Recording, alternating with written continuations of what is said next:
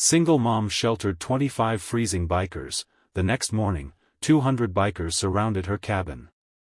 The storm arrived without mercy, howling through the mountains like something alive, tearing at trees and swallowing the narrow road whole. By the time the headlights appeared outside the small, lonely cabin, the night was already thick with ice and fear. Inside, a single mother stood frozen, clutching her thin sweater tighter, her heart pounding as shadows of large motorcycles and even larger men loomed beyond her windows. She had no idea that the decision she was about to make would change her life forever. If you believe that kindness still matters in a world that feels colder every day, take a moment right now to like this video, share it with someone who needs hope, leave a comment, and subscribe to the channel. Stories like this remind us that second chances and humanity still exist. The cabin sat deep in the mountains, miles from the nearest town, a place chosen not for comfort but for survival. After her husband's sudden death, the single mother had sold everything to escape debt, grief, and judgment, ending up in that creaking wooden shelter with her young son.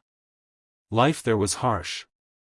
Winters were brutal, food was rationed carefully, and every night she worried whether the firewood would last.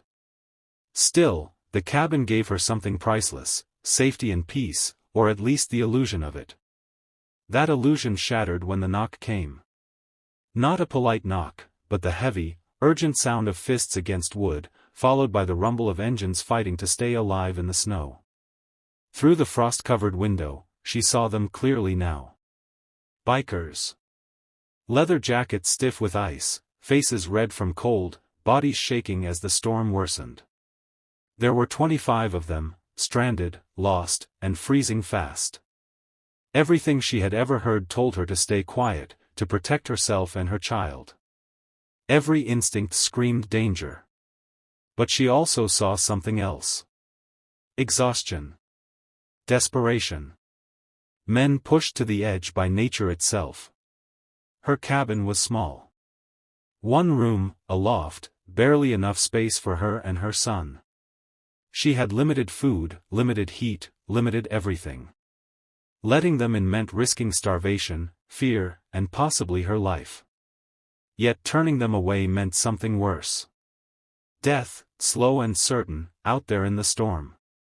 Her hands shook as she opened the door, not knowing whether she was inviting danger or becoming someone she could still respect. The night that followed felt unreal. The bikers crowded the floor, walls, and porch, melting snow into puddles as the fire struggled to keep up. She boiled what little soup she had, tearing bread into tiny pieces so everyone could have at least a taste. She wrapped her son in blankets and tucked him into the loft, whispering reassurances she barely believed herself. Sleep did not come. Every sound made her flinch. Every shadow felt like a threat. Yet something unexpected happened as the hours passed. The men spoke quietly among themselves, respecting the space, helping reinforce the door, taking turns feeding the fire so she would not have to. One of them fixed a broken hinge without being asked. Another quietly placed his jacket over a drafty window. No one touched anything that wasn't offered. No one crossed a line. By morning, the storm had passed, and the cabin stood silent under a pale, frozen dawn. When she woke, she expected chaos.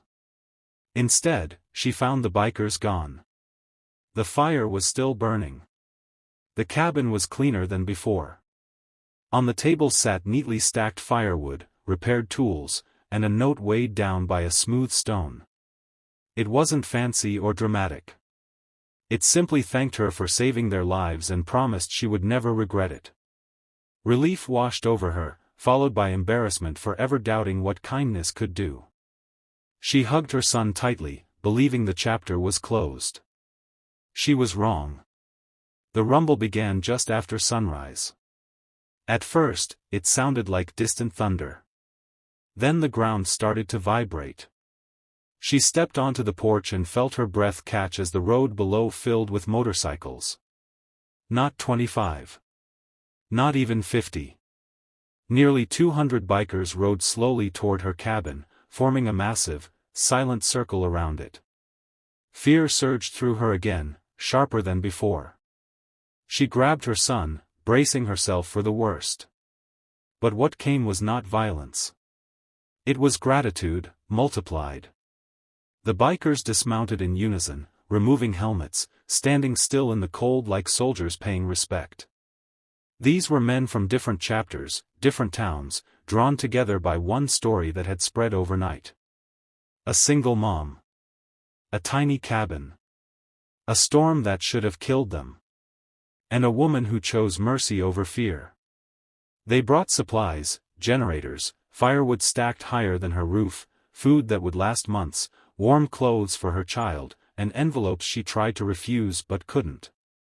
Some knelt to fix the cabin's foundation. Others cleared the road. One installed new locks and lights so she would never feel alone again. As the day went on, she realized something profound. These men, often judged by appearances, had formed a family of their own, bound by loyalty and honor. And now, without asking for anything in return, they were making sure she and her child would never struggle the same way again. Just before they left, they gathered one last time, engines silent, heads bowed toward the cabin. She stood on the porch, tears freezing on her cheeks, overwhelmed by the truth that one moment of courage had rippled into something far bigger than she could have imagined.